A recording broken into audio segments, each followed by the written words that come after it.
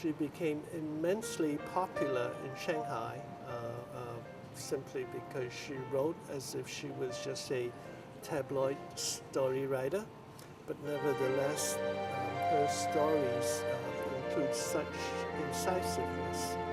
There are actually multiple Eileen Changs, some of whom are much more prominent than others.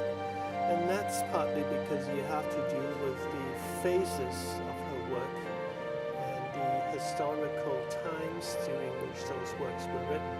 This is the special collection of Eileen Chang books. Each book has a different photograph. Okay, so when you look at it, they really have the different photos representing different stages of her life. Over the years, my father basically served as Eileen Chang's literary agent. In 1955, she decided to immigrate to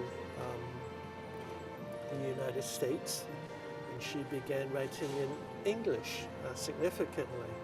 She thought it would be a good idea if she could get some traditional Chinese dresses to wear. So she wrote a letter to my parents with very detailed specifications.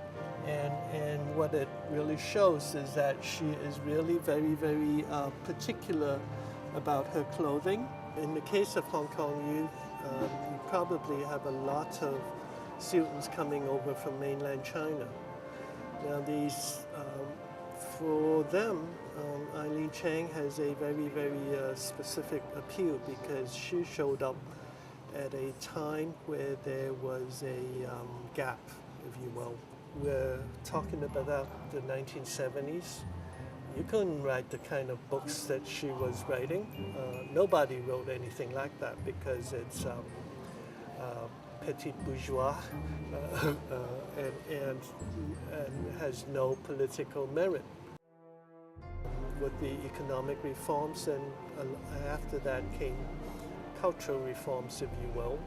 But you don't have anyone who can, in fact, really serve as to fill the cultural space. Around 1990 or so, someone started discovering, oh my God, we have a writer in the 1940s called Eileen Chang, and this is what she wrote, and her work started showing up.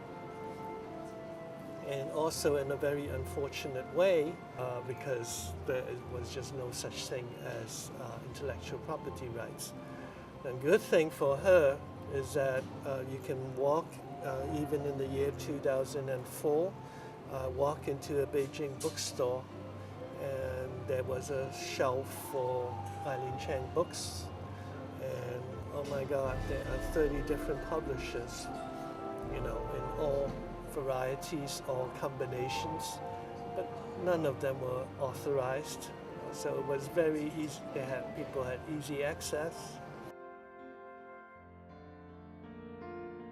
She writes something that completely is free of the burdens of the Cultural Revolution.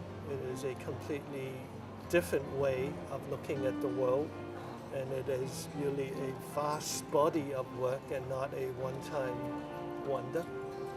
So it is in that sense, or the young people today, especially young middle-class people today, said to, oh, we all know Eileen Chang, we all read her.